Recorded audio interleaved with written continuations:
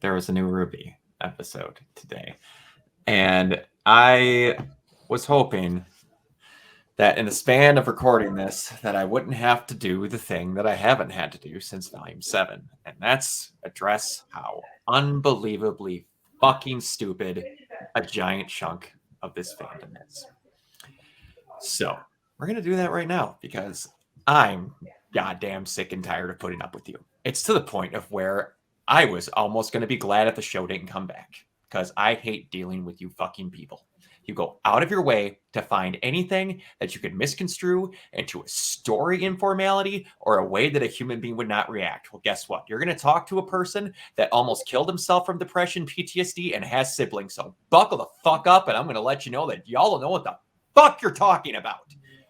So during this entire episode, y'all have been begging, bitching, and waiting for RWBY to lose her goddamn mind.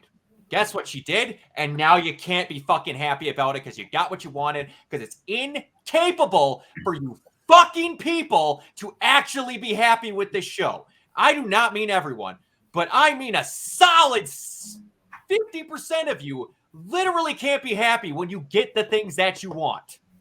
Literally fucking can't. It either has to be Monty didn't want it that way, that's not how life goes, or in my opinion, that's not how human beings act. We literally had, fucking Christ, I can't remember his name, Clover get stabbed by Tyrion, and y'all fucking people were color correcting the background of the clouds to make it look like a gay pride flag to try and say that Rooster Teeth went out of their way to fucking kill a character that wasn't even confirmed to be gay in the first place. As a matter of fact, later on in that goddamn arc, they explicitly said that Harriet was upset because she had a special thing for Clover.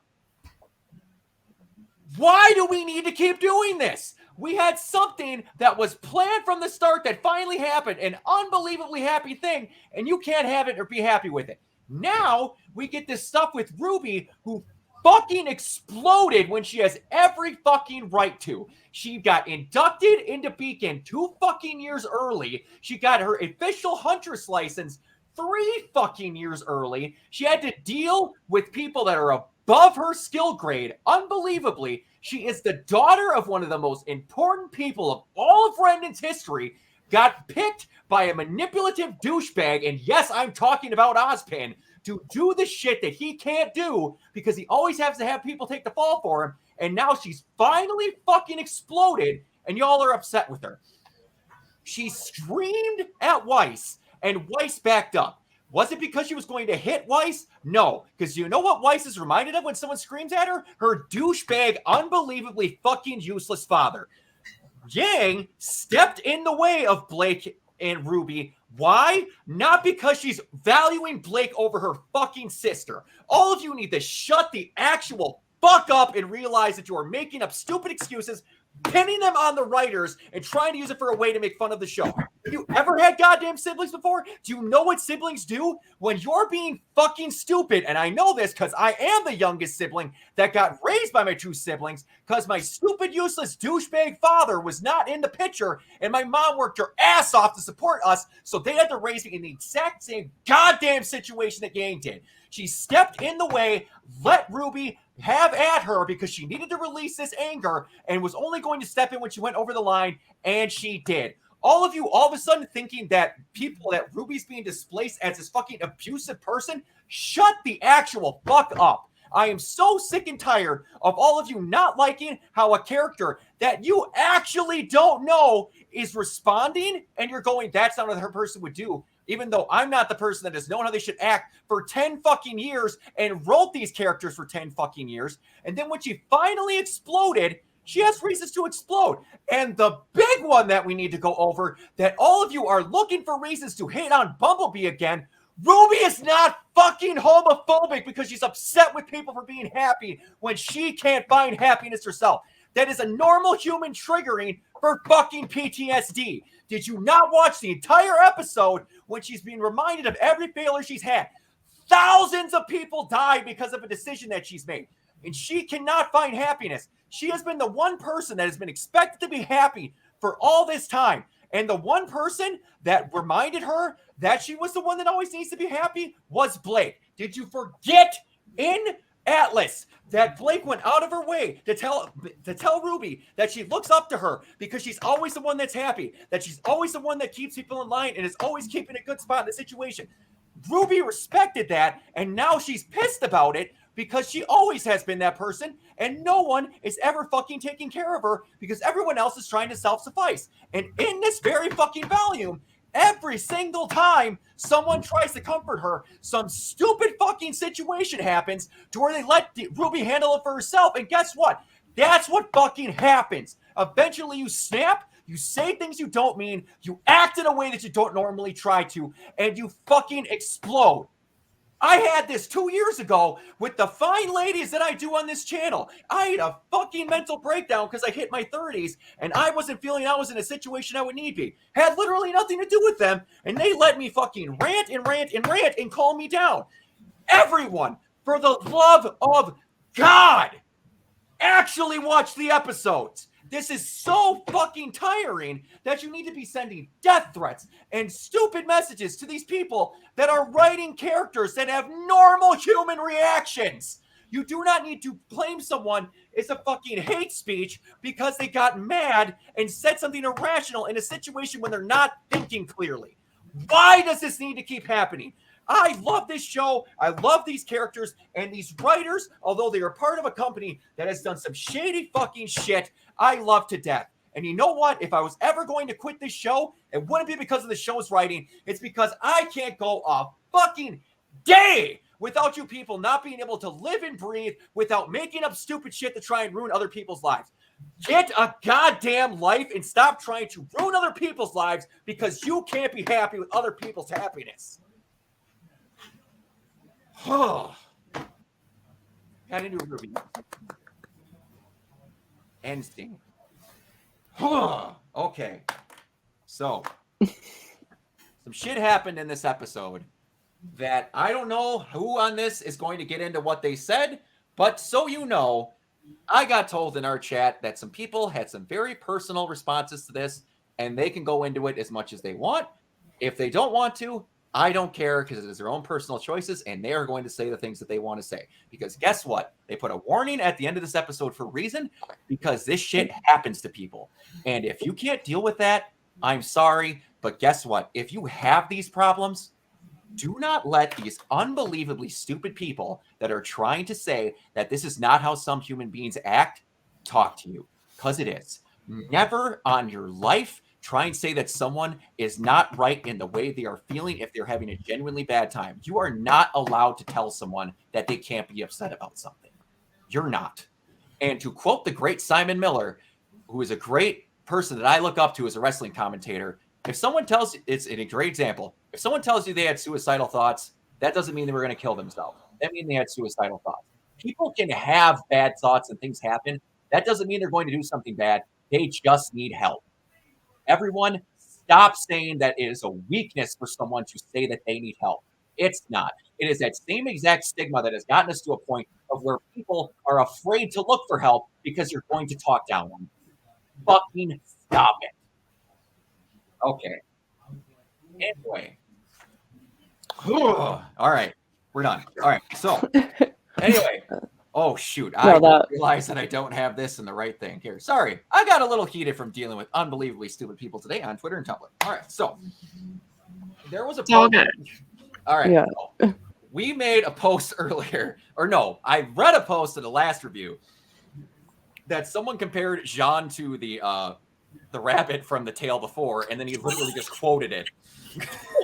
Pretty much acted upon it. I was like, oh, damn. Pretty much. All right. So, but before we get into stuff, I want to let you guys talk because everyone has their own opinion on some things that happened today. If you have one, because this was not a very happy episode today.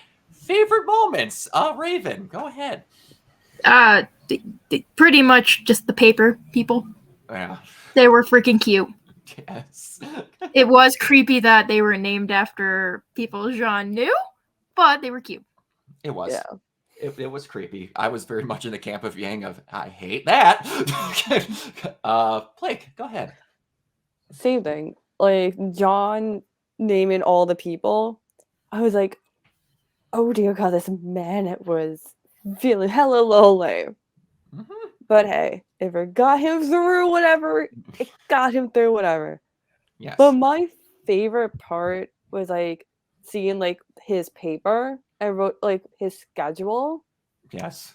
There's a couple, so I thought it was hysterical. Hopefully you got photos and we Oh, could, I like, did, and go I'll read through all it. of them. I got it, and I'll read all of them off. But there's one thing in particular I saw later on Twitter, and I laughed and related to it so hard. When it says, be careful of terrible twos. I currently work in a daycare. So that was like very personal because 2-year-olds are terrible. They are. I have They're many many nieces and nephews that I went through all of that stage with, and I try to remind them that you were like that at some point. And they're like, "I would not." No, you were the worst. They'll be that way again when they're in called- high school. How It's do I called know? terrible twos for a Yes. reason. Yes. They're terrible too forever. Oh yeah, it just you think of it and handle it in different ways later on. Mine honestly is the fact that we just stopped tiptoeing around the fact that everyone's not okay. Because this has been one of the happier volumes when it shouldn't have been. We've been not discussing a lot of things that needed to be discussed, and we're away from the normal problems of the world, which is what I can't remember who brought it up. It might have been Murderer Birds that brought it up. But like this was the perfect volume that it made sense for them to do the Bumblebee thing because they're not in the world and they're away from everything. It would have seemed weird to try and care about that more when the world is falling apart, but you're not with it now. So dealing with the things that are not Cinder, Salem, all this should be done at a point where you literally can't do that. You need to focus on everything that's happening with you guys. So yeah, I was appreciative that that finally happened and just showing how bad it got. And also just every episode, we've gotten a different version of what the Afterans think of the tree. Every episode, including these ones that, to not sugarcoat it, were trying to kill themselves. And the only person preventing them was John. It's very dark and presented in a kind of cute, throwaway, jokey way, but it was still Jean living in a village where every day he was openly trying to stop a group of papier-mâché stars from killing themselves. And they explain it as, like, their tree isn't killing them. It's like letting them, like, be reborn. Like, yes, exactly. It was like a rebirth phase. Like, yeah, like they can't do anything anymore at this point, and they want to try. And like they fulfill their purpose. Yep. But John's not letting us go get a new one.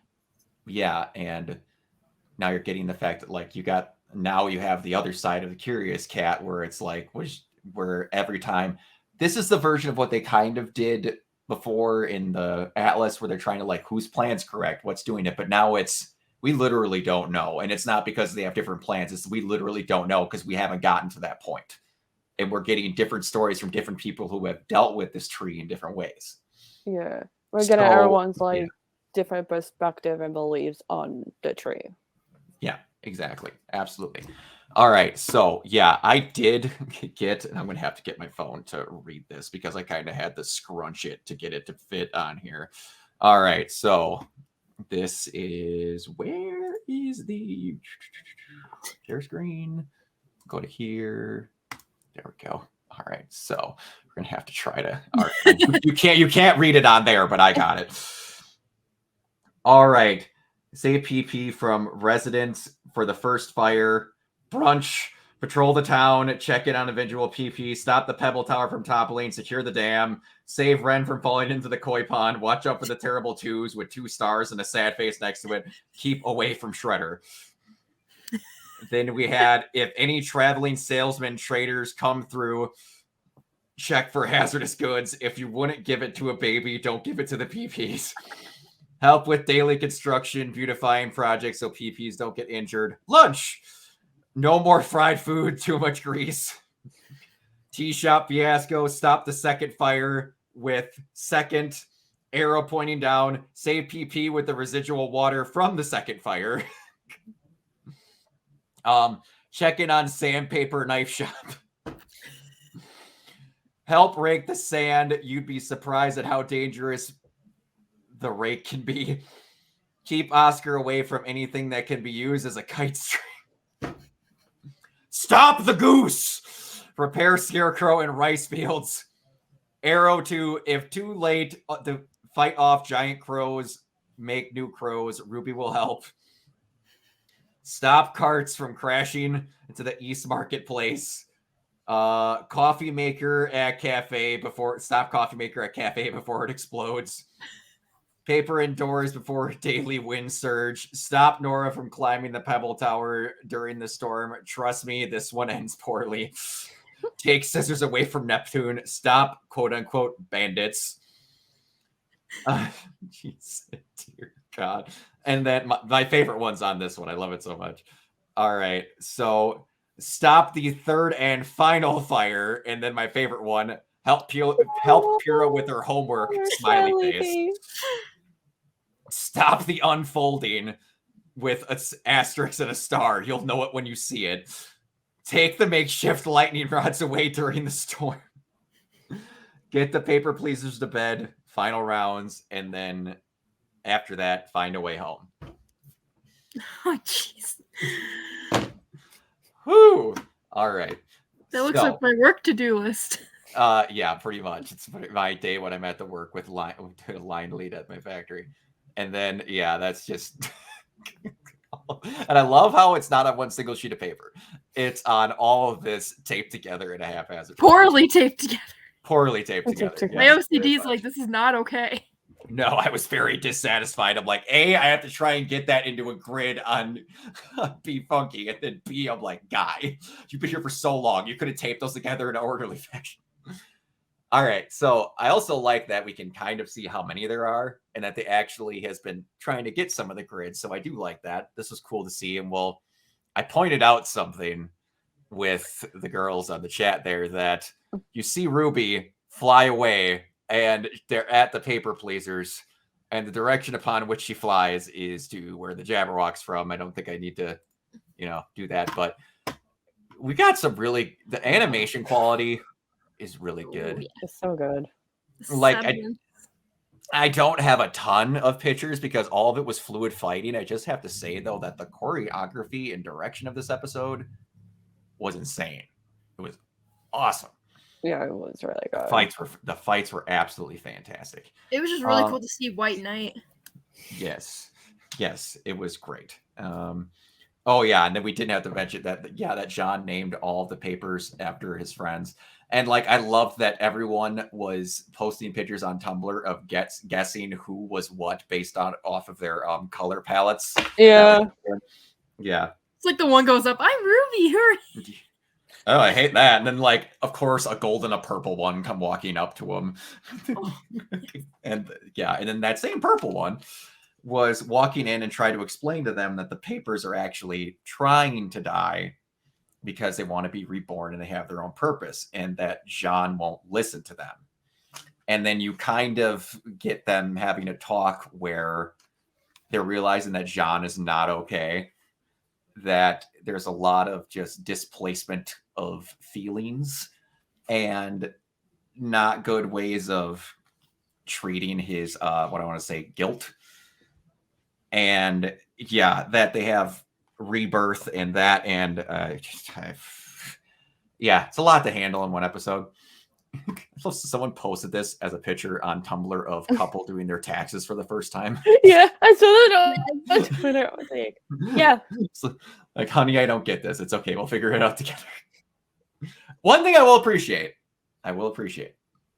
they very much showed that they had their moments, but they didn't make them overbearing in the very next episode.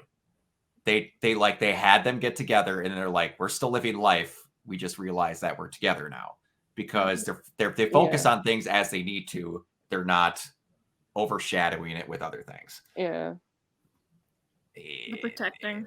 Yeah, that was one of the ones where I was just like, where's a dumb comment where she's like, it's stupid that they think RWBY is going to hit her. I'm like, no, people like, and I don't get either. Yang literally raised her. Literally raised her. She knows how RWBY gets better than anyone. No, none of the other team, other than kind of Weiss, has seen RWBY get unbelievably angry. Mhm. So if anyone's going to handle her, it's Yang. And yeah, it was. Well, the other perspective is Blake's a single child. Yeah. You don't have that younger sibling snapping at you like I've done with my brothers. Yes, exactly. And it's, again, a person that she's looked up to is screaming at her. And after Blake has been trying to make up for what RWBY couldn't do, that was another thing that, like, people are like, why is she so specifically mad at Blake? I'm like, did y'all forget that Blake has basically been her this volume? She's got a couple of reasons. She's not mad at Blake for stealing Yang. That was another dumb one that I saw. If this was any other situation, she would be hugging them and planning their wedding in her own stupid little way. Did y'all forget that she had the book of the plans they would have all semester? That would be her with a wedding planning book. If this was volume 3 of RWBY. Like, I just don't. Oh, my God. But, oh, shoot. Did I?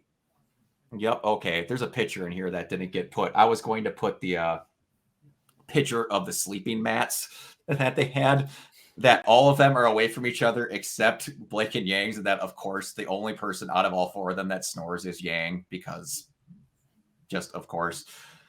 That was really cute. But yeah, so again, I don't have a ton of pictures of the actual fights because there was not a lot to go off on the fights. It was all fluid stuff. But one, did I have that in there? Oh, okay. But the one that yes, it would please me if you kiss. Penny, no. I would like to die now. Penny, no. I will protect my precious. And so there's one that I have to admit, I could have gone the whole volume. And oh boy, I don't know if I've ever told this before, but I could have gone the whole volume without seeing someone's face. Could have gone one volume without seeing this useless idiot. Oh boy, am I so done with seeing her. But the very first picture, she's in her natural form. Yes, I get it. Yes, I'm getting it. They're showing all of her PTSD. It's just, man, I need to see that bitch die in the worst way possible. Like, it needs to be. Have y'all ever seen the ending to Banjo-Tooie? It's literally a scene of them kicking around the ending villain's head playing like hacky sack. Like, I'm bordering on wanting to see that. But they're actually getting into, like, she literally can't fight because she doesn't know how to anymore. And they're just like, the team, and also it's affecting her because the team is fighting well without her. She's supposed to be the leader. How are they perfectly doing everything without needing her? That's going to affect you and cause you to want to explode because you're going to feel useless. And the one that people drew parallels to, do I have the long form? Oh no, that's the one I'm going to go through at the end. But that's there. No, the one we're going to go through first. We literally only have, out of the intro, the book burning and her. Everything else has been done. We have 3 episodes left. They haven't met one character that they mentioned in the book, and I'll mention that later. But yeah, she's going to be dealt with next, and it's not going to be pretty. But yeah, and again, like, another thing that pisses me off about why everyone was like, she shouldn't act this way. She should act this way, and y'all should be giving all of the flowers to Lindsay Jones. She did so good. So good. Because for a lot of volumes, she hasn't gotten to show character growth, and now she's finally getting to let loose and show that she's, like, actually really good at her job at voice acting. And yeah, I did. Thing I'm looking forward to, and possibly the next episode, is that. Oh no, we can get into that because there's actually a person that pretty much nailed what I wanted to happen without me saying it. So we'll get into that later. But What happened? Times change pretty fast, and like even further on, I want to say it's volume 1. Yeah. I have one later on where they had a similar talk to this, but we'll get there to that. There's been a new song almost every episode. Also BT dub, and I love that. Casey's working hardcore overtime. And this new one was Trapdoor. A beat, a step is all you need to walk away. A beat, a step is all you need and fight the urge and stay. You don't need me anymore. You don't need me. No, you don't need me anymore. I try my best to leave the floor, but I can't get past the door. You don't need me anymore. You don't need me anymore. I'm all alone. I'm alone in this war. I am the trapdoor. A lot of the songs that they've come up with have been more personalized. I've noticed recently too. Like they've had some that are just subjective, but a lot more later volumes are all specific to actual people. So yeah, another thing is just really good job, Casey. You're proving to be more talented each and every volume. All right, so here's what I pretty much brought up earlier. Remembering Volume 8 was not that long ago. It's no wonder why Ruby lashed out at Blake. Blake admits to looking up to her. She found herself again through Ruby's optimism. Now Ruby's watching Blake blossom while she only regresses into a more cynical state. It's almost like these volumes go in order. It's one of those things where I swear people that watch the show, other than people that are genuine fans, either A, choose to forget or just completely forget what happens in a volume before the new one releases. It's mind-blowing sometimes. All right. Speaking of my sleep paralysis demon, I also don't think this was Neo. There's no pink spark there, and we see Salem versus what is actually happening in reality. I think this is Ruby's PTSD. Someone was saying that they think that Neo was actually there changing and doing all this stuff, that the Jabberwock was changing into this, and that what I agree with, that it's her PTSD seeing this stuff. It was never actually the Jabberwock that has her abilities now to change what it looks like actually changing. It was just that. Ooh, come on. All right. Okay, so the only person that didn't back up was Yang. She covered Blake, and I'm pretty sure this was to make Blake feel secure. She didn't need to go. She didn't feel the need to back away, even though she's seen Ruby like this either. Weiss is backing up as Yang covered. Oh, worried about hurting himself. So, yeah, that was part of my rant earlier, but got a little bit of fan art this time, even though it's incredibly sad, but we weren't going to get a whole lot of joy and other things out of this episode. All right. Love how John and Ruby keep being parallels of each other as leaders, how they deal with grief. John keeps living with his mistakes, lost in an endless loop of trying to fix his past, while Ruby keeps moving forward until she just can't. That's, again, we're going to go back to a speech that they had, and I want to say it's volume 1. All right. Now, because the lyrics for Trapdoor have, you don't need me anymore, you don't see me anymore during that fight. I hate because it's exactly what's happening. Ruby's seeing them fight and win even without her. Okay, how much do you want to be Ruby is actually going to run into? Neo in the next episode this is something that I want to happen badly. Neo silently, haha, I finally have your broken spirit, Ruby Rose. Now I finally exactly a long sought revenge. Ruby, look at that, a conveniently and morally uncomplicated punching bag for me to fucking vent all my trauma on and some unmitigated violence. Pulls Crescent Rose out, extremely creepy smile. I'm so happy to see you. Neo, I feel I have miscalculated. Someone brought up that they basically want to see the Red trailer again, except with Jabberwocks and Neo, and that Little basically stops her from full-on murdering Neo. So that's a possibility. Thinking about the entire volume, Weiss, Blake, and Yang have been getting into cool, badass fights while Ruby has been forced into the sidelines. And how this is absolutely building to Ruby getting to the big she's back fight where she cuts loose, probably against Neo and RWBY of Jabberwocks. Now, oh, shoot, I accidentally... Oh, and someone also thought that's what I was talking about, where they think they're going to have basically a Red Like Roses Part 3 where she cuts shit. I knew I had some funny ones in here. I hate how accurate this is. Yeah. It's literally volume 9 and a fucking Yeah. Oh my god. depression. It's pretty close. It's pretty close. Did I not put that one in there? I didn't. There's one I have to add in here. because it's, hold on. If we don't show it, I'm going to feel bad. Hold on. I need to get back to my chat. And then, how did I not enter that one in there? There it is. Okay. All right. So, explore new show. Did I? Oh, okay. What really weeps.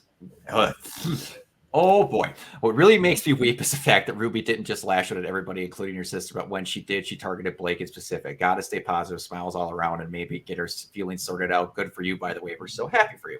And here it is, just she completely ignores Yang and stares at Blake. It's not that because RWBY snaps against her saying, shut up. It just breaks my heart, but to know why it happened. Oh, Blake's paralleled that. And sorry. I had some of these that were the same. Cheeriness and RWBY snapping was so fucking good at Blake's cheeriness, which is reminiscent of younger RWBY herself. Mad at Yang and Blake for getting a chance to be happy and have their moment. Mad at everyone for not paying enough attention to her. It was a very good snap, and I want her to be selfish. Also, that song.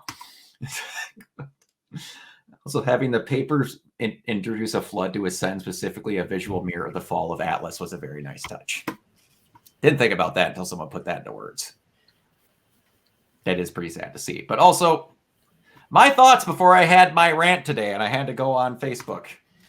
RWBY breakdown and fight with Jean in Chapter 7. Chapter 7, RWBY breakdown and fight with Jean. The internet. Surprise Pikachu face. Wait, the thing we wanted to happen happened, and like, how are you wanting it to go? The only thing that didn't happen is Jean didn't specifically say what happened on the bridge. We still don't actually know if anyone's actually told her what happened because she passed out when Weiss was trying to tell her.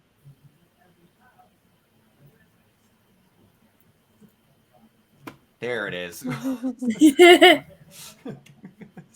They're just sleeping on paper. They're just sleeping on paper. Literally my life in a shit show. It's on fire. Pretty much. All right. I'm wondering if the next volume, if either RWBY or RWBY are going to meet the lively Carpenter. It's the only character from the story we haven't met. I don't know. It's a good question. All right. This is, again, another thing that I saw one person agree with me on the internet about all of that, in that Ozpin and Ironwood essentially did all of her anger and griefs to her when she became into being a huntress. Really, really innocent. All right. All right. Kudos to RWBY for giving RWBY a rather realistic portrayal of PTSD flashbacks, panic attack spiral. Little's voice becoming muffled, RWBY's breath labored and fast, her vision becoming blurry, Neo's illusions causing flashbacks, her arms, legs becoming too weak to properly herself. That's okay. They didn't get that right. That's fine. Flinching suddenly and loud noises, movement, all accumulating until she's too overwhelmed and stimulated to let it out. The thing this reminded me of, and Blake, I don't know if you're going to get this, but Raven, I'm pretty sure you will, because I'm guessing you watched your boyfriend play it, is Ellie in the barn in The Last of Us Part 2. Why must you remind me? It's so went over my head. It's almost exactly the same because it's really well done. It is. Really well done. It is. It's almost like it's the proper way to show PTSD. All right. This is literally me in a nutshell when I was talking with someone earlier today. Once again, RWBY fandom doesn't fucking know how siblings work. Congratulations to all the only childs out there. I can't believe it needs to be said that Yang put herself in between RWBY and Blake because she is her sister and has had dozens of fights with her and she knows how to handle the situation. She decides to put herself between and to take it worse before RWBY says something to Blake that she'll regret because they're sisters. RWBY can take her lashing out. She didn't do it because she was afraid of RWBY because Blake can't take care of it. The thing that some of you would rather die and read things the way they're supposed to be read to take any chance to fuel your complaints about the show. Thank you. Bye. Oh boy. Is that from... Okay, so I'm going to have to read this. All right, so the exact parallels from that. Oh boy, nope, that's not the one that I wanted to put up there. Okay, the one that I meant to put up with. Do you guys remember the scene where Jean and RWBY are talking in the hallway where Jean feels like he's a failure at being a leader when he's in Volume 2? Just read that, actually. Or Volume 1, Episode 13, sorry. Yeah. Jean, I'm a failure. RWBY, nope. John, nope. Ruby, no. You're a leader, Jean. You're not allowed to be a failure. Jean, but what if I'm a failure at being a leader? Ruby goes, no. Jean, you know you're not the easiest person to talk about this stuff with. Ruby cheerfully says, no. Ruby, Jean, maybe you were a failure when you were a kid. You might have been a failure the day we met, but you can't be one now. You know why? Jean goes, because you're not just anyone anymore. Now you got a team, Jean. We both do. If we fail, we'll just be bringing them down with us. We have to put our teams first and ourselves second. Volume 9, Episode 7. Jean, I couldn't save them. I was supposed to save them, and they're dead. Yang, no, Jean, they're gone, but they're not dead. They'll be back. Weiss, yeah, what's what they wanted, right, Ruby? Ruby, why are you asking me? Blake, Ruby, because I'm the leader, because I'm supposed to have something to say, because I can't. Ruby, more agitated. I mean, why do I have to be the leader anyway? Why do I always have to be the one that picks people up? What about me? No time, right? Ruby, I'm sorry. Is it a bad time? Are we supposed to be mourning John's make-believe friends? Jean, they're gone because of you. The walkers came for you because Neo hates you. Oh, and let's not forget the reason we're in the Ever After in the first place is because of your plan that didn't work. What about you? It's all about you. People, also, when you lash out and you have moments when you're trying to explain things, people sometimes are going to say things that you don't like, and some of them might be true, and you might take it in a way that you're not supposed to. That's exactly kind of what happened, because both of them screwed up, and they're both throwing that said failure screw up in each other's faces. And both of them didn't handle it correctly. That's how having PTSD, depression, and all that happens. It's a weird thing about being human. You're not perfect. We need to let characters be that every now and then. But anyway, there was a shot that I didn't show here and here, and then I need to refresh this because there is a meme that's in here that I didn't get to show that I need to, because we now have a RWBY version of a classic meme from a child's cartoon that I love that doesn't get used very much anymore. Where is it? Right there. The fact that I didn't notice till now bothers me. I just didn't make the comparison. I saw her fist, but I'm like, I didn't make the comparison. No, I really didn't either. But then I saw that and I'm like, that is what it is. That's exactly what it is. But yeah, again, I exploded earlier. It's not at everyone, but it's at the largely selective group of everyone that just can't understand that human beings would react in a way that they wouldn't. So a large part of what we should take out about this is you don't know a person's situation. You haven't been through the person's situation. Don't pretend to act like you know a person's situation. Let a character be a character. If all of a sudden they were a happy-go-lucky person, they murdered 6 people, and then were happy about it, that's weird. Question that. There's different situations. Don't send death threats to people that are writing stories about human beings going through stuff and that they don't go well. How about we just don't send death threats? It makes me miss the day when people weren't easily accessible. Aaron Zek doesn't have Twitter because of the giant chunk of this fandom. You scared off one of the most genuinely kind and beautiful souls I've ever met in my entire life because you were mad at her being happy about stuff her character did in her show. Let's just stop doing that. Please. Be mad at Rooster Teeth for the stupid stuff that they've done, not for the good stuff that they do. Let's do that. Anyways, so we're going to get on out of here. Blake, where can everybody find you? You can find me on Twitter, Kibolo028. And Raven, where can everybody find you? Find my cosplay page and my book reading page on Instagram, Fiery Summers Cosplay and Fiery Summers Books. And you can find me everywhere at Organizer Zero, mostly Twitch and YouTube, which I'll be fishing up. Goodness gracious. Finishing up. I talked a lot today. We'll be finishing up Resident Evil. That was on a good note. That was a good note. I'll be finishing up Resident Evil 4 today, and then not today. I'll be finishing up Resident Evil 4 next week. I was going to stream today or tomorrow, but it's Easter for a lot of people, and I'm not gonna try and get you guys out of that. So until next time, we will see you all later. Bye.